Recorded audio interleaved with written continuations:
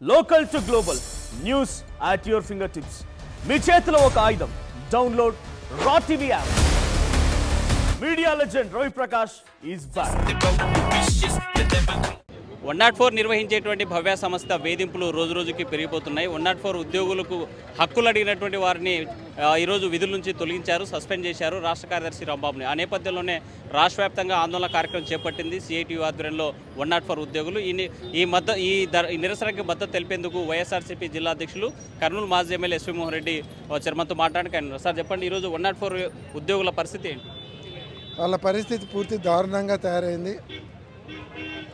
ఎందుకంటే 104 ఉద్యోగులు గ్రామీణ ప్రాంతాలకు వెళ్ళి అక్కడ భోజనాలు దొరికినా దొరకకుండా అక్కడ పోయి వైద్య సేవలు అందించేటువంటి కార్యక్రమం చేస్తూ ఉన్నారు. ఈరోజు భవ్య కంపెనీ వచ్చిన తర్వాత వాళ్ళకి ఇచ్చేటువంటి జీతాలు కూడా తగ్గించినారు. ఏదైతే ఇంతకుముందు చంద్రబాబు నాయుడు గారు ఉన్నప్పుడు 13,000 రూపాయలు జీతాలు ఇచ్చేవాళ్ళు. జగన్మోహన్ రెడ్డి గారు వచ్చిన తర్వాత మళ్ళీ దాదాపుగా 700 వెహికల్స్ పెంచి వాళ్ళకి 26,000 రూపాయలు జీతాలు చేయడం జరిగింది. 13,000 డబల్ చేసినారు. మళ్ళీ ఇప్పుడు కూటమి ప్రభుత్వం వచ్చిన తర్వాత భవ్య వాళ్ళు వచ్చిన తర్వాత 5,000 తగ్గించినారు. తగ్గించి ఎక్కడైనా వచ్చే కొద్ది జీతాలు పెంచుతారు కానీ తగ్గించినారు. వీళ్ళకి 5 సంవత్సరాలు దాటితే వీళ్ళకు జీతాలు పెంచాల్సి వస్తుందని చెప్పి 4 సంవత్సరాల 12 నెలలకు కాంట్రాక్టర్ని మార్చింది గవర్నమెంట్. మార్చి 5 సంవత్సరాలు జరగలేదు కదా, కాబట్టి మీకు జీతాలు పెంచాల్సిన అవసరం లేదని లాజికల్గా వీళ్ళని దెబ్బ కొట్టినారు. అది పూర్తి అంటే అంత దుర్మార్గంగా వీళ్ళని మోసం చేయాల్సినంత అవసరం లేదు. మీరు చేసే లక్షల కోట్ల అప్పులలో ఆఫ్టర్ ఆల్ వీళ్ళంతా ఒక 1000-1500 మంది ఉంటే అంతా కలిపితే నెలకు ఒక 5 లక్షలు 10 లక్షలు తేడా వస్తుంది. దానికి వీళ్ళని మోసం చేసి చేయాల్సిన అవసరం లేదు. అట్లా చేయడమే కాకుండా అప్పుడు ఇచ్చేటువంటి జీతాలను తగ్గించినారు. వెహికల్ మెయింటెనెన్స్ చేయడం లేదు. భవ్య వచ్చిన తర్వాత దానికి రిపేర్లు వచ్చే దిక్కు మొక్కు లేదు. తర్వాత వీళ్ళందరినీ కూడా 10th క్లాస్ క్వాలిఫికేషన్తో వీళ్ళందరూ కూడా ఎక్కింటారు. వీళ్ళని రికార్డు మెయింటైన్ చేయమంటే ఆ రికార్డు మెయింటైన్ చేసేది వీళ్ళకి సరిగా రాకుంటే వీళ్ళ మీద యాక్షన్ తీసుకుంటున్నారు, షోకాజ్ నోటీస్ ఇచ్చి. అంటే ఇవన్నీ ఒక వేధింపులు. మామూలుగా అయితే ఏ ఉద్యోగికైనా సరే వాచ్మెన్లకు కూడా నెలకు 4 సెలవులు ఉంటాయి, వారానికి 1 సెలవు. ఆ సండే ఇస్తారు, ఆ అవకాశాన్ని బట్టి సండే ఇచ్చేది ఇంకొక రోజు ఇస్తారు. కానీ వీళ్ళకి ఆ సెలవులు కూడా లేవు. బఫర్ స్టాఫ్ ఉంటే ఎక్కడైనా వీళ్ళు ఒక రోజు ప్రాణం బాగాలేకుండా ఆరోగ్యం బాగాలేకుండా సెలవు పెడితే పోనీకి వీళ్ళు లీవ్ పెడితే ఆ వెహికల్ ఆగిపోతుంది. వీళ్ళకే చెప్తున్నారు మీరే డబ్బులు ఇచ్చి పెట్టుకోండి, ఒక రోజుకు మీరే ఇచ్చుకోండి అని. అంటే బఫర్ స్టాఫ్ని ఎందుకు తీసేసినారు? ఇంతకుముందు బఫర్ స్టాఫ్ ఉండేది, వీళ్ళకి బఫర్ స్టాఫ్ని తీసేసినారు. ఇప్పుడు తర్వాత వీళ్ళకి ఇచ్చేటువంటి జీతాలు తగ్గించినారు, వీళ్ళకి ఇచ్చేటువంటి ఇన్సెంటివ్స్ తగ్గించినారు. అన్నీ తగ్గించి భవ్య కంపెనీ ఈరోజు వాళ్ళ మీద ఒక అణచివేత ధోరణిలో ముందరిపోతున్నారు. ఈరోజు వాళ్ళు అడిగేటి కూడా చాలా న్యాయమైన కోరికలు. వాళ్ళు 10 లక్షలు బీమా అడుగుతున్నారు. అది ఎప్పుడు వెహికల్లో ట్రావెల్ చేస్తుంటారు. యాక్సిడెంట్లు ఈరోజు ఎన్ని జరుగుతున్నాయో చూస్తుంటాం. చనిపోతే వాళ్ళకు ప్రైవేట్ కంపెనీ ఏం డబ్బులు ఇవ్వదు. కాబట్టి వాళ్ళకు కంపెనీ వీళ్ళ పేరుతో ఇన్సూరెన్స్ చేసే నష్టమేం వచ్చింది?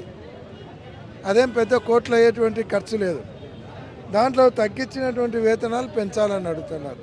మామూలుగా అయితే పెంచాల్సిన వేతనాలు పెంచాలి కానీ తగ్గించినారు. అది చాలా న్యాయమైన కోరిక. రద్దు చేసిన 15 క్యాజువల్ లీవ్లను పునరుద్ధరించాలి. అది మినిమం క్యాజువల్ లీవ్స్ అనేది ప్రతి ఒక్కరికి అవసరం.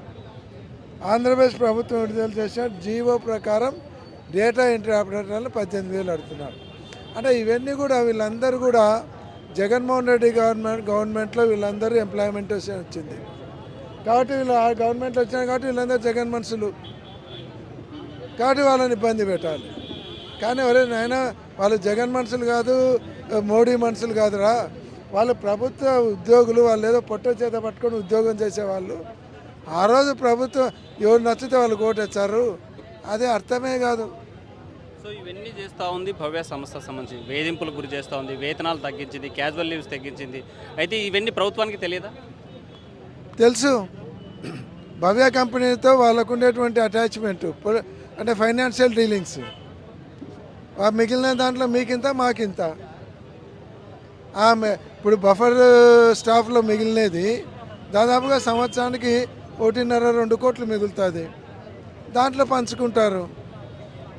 తగ్గించిన జీతాలు వాళ్ళకి అమౌంట్ మిగులుతుంది, దాంట్లో పంచుకుంటారు. వాళ్ళ కట్ చేసి వీళ్ళు పంచుకుంటున్నారు.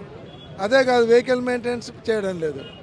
రెండోది ఏమంటే ఇవన్నీ అడిగినటువంటి వీళ్ళ సెక్రటరీని సస్పెండ్ చేయడం దుర్మార్గం. వెంటనే సస్పెన్షన్ తీసేసి అతన్ని విధుల్లోకి తీసుకోకుంటే తీవ్రమైన పరిణామాలు ఉంటాయి. భవ్య కంపెనీని అవసరమైతే ముట్టడిస్తాం. రైట్, మీరు చెప్పండి సార్. హక్కులు అడిగినటువంటి ఉద్యోగుల మీద వేధింపులు ఎట్లా చూడాలి? అదే ఈరోజు మొత్తం కూడా కంపెనీలు ఎలా ఉన్నాయంటే ఎవరైతే హక్కులు అడుగుతారో వాళ్ళని ఏదో ఒక పద్ధతిలో ఈరోజు తొలగించేటువంటి పని చేస్తున్నాయి. ప్రధానంగా ఈరోజు లేబర్ కోడ్స్ వచ్చిన తర్వాత మళ్ళీ ఇది పూర్తిగా భిన్నంగా మారిపోయింది. ఈరోజు రాంబాబు అనేటువంటి ఆయన్ని తొలగించడానికి వాళ్ళు చూపిస్తున్నటువంటి కారణం ఏమంటే ఆయన వెహికల్లో ఎక్స్పైర్డ్ అయినటువంటి మందులు ఉన్నాయనేటువంటి పేరుతో ఈరోజు తొలగించినటువంటి పరిస్థితి ఉంది. వాస్తవం అది కాదు. వాస్తవం ఏమంటే ఉద్యోగుల తరపున ఆయన హక్కులు అడగడానికి వెళ్ళాడు. అంటే మా సమస్యలు ఉన్నాయి, మాకు వేధింపులు పెరుగుతున్నాయి, మాకు కనీస వేతనాలు అమలు చేయడం లేదు, మీరు చేసుకున్నటువంటి ఒప్పందం ప్రకారం మాకు ఆ రకమైన సౌకర్యాలు కల్పించడం లేదు అని అధికారుల్ని పోవడానికి మెమరాండం ఇచ్చి వచ్చిన సందర్భంలో నువ్వు డ్యూటీలకు ఆటంకపరుస్తున్నావు, డ్యూటీల విధుల్ని ఆ రకంగా చేసే వాళ్ళని చేయడం లేదు అనేటువంటి పేరుతో ఈరోజు ఆ రకంగా చేయడం అనేటువంటి జరుగుతుంది. అందుకనే డిఈఓలు అంటే ఏమి, డేటా ఎంట్రీ ఆపరేటర్స్ అంటే వాళ్ళు డేటాను ఎంట్రీ చేయడం వరకే వాళ్ళ డ్యూటీ. కానీ ఈరోజు వాళ్ళతో ఫార్మాసిస్టులు చేయాల్సినటువంటి పని కూడా చేస్తున్నారు. అంటే మందులు ఇచ్చేటువంటి పని కూడా చేస్తున్నారు. ఆ మందులు అది డేట్లు అయిపోయిన మందులు ఉన్నాయా లేదని చూడాల్సిన బాధ్యత ఎవరిది? అక్కడ ఉన్నటువంటి ఆఫీసర్లది. కాబట్టి ఆ రకంగా వాళ్ళు వేధింపులకి గురి చేయడం కోసం ఏదో ఒక సాకు చూపిస్తున్నారు. దీన్ని మేము పూర్తిగా వ్యతిరేకిస్తున్నాం. ఎవరైతే రాంబాబు ఉన్నాడో ఆయన వెంటనే విధుల్లోకి తీసుకోవాలని చెప్పి సందర్భంగా మేము డిమాండ్ చేస్తున్నాం. సార్ మీరు చెప్పండి, రిప్రజెంటేషన్ ఇచ్చినటువంటి మీ రాష్ట్ర నాయకుడిని సస్పెండ్ చేశారు, విధుల నుంచి తొలగించారు, మీరంతా రోడ్డు ఎక్కారు, మీ పరిస్థితి ఏంటి?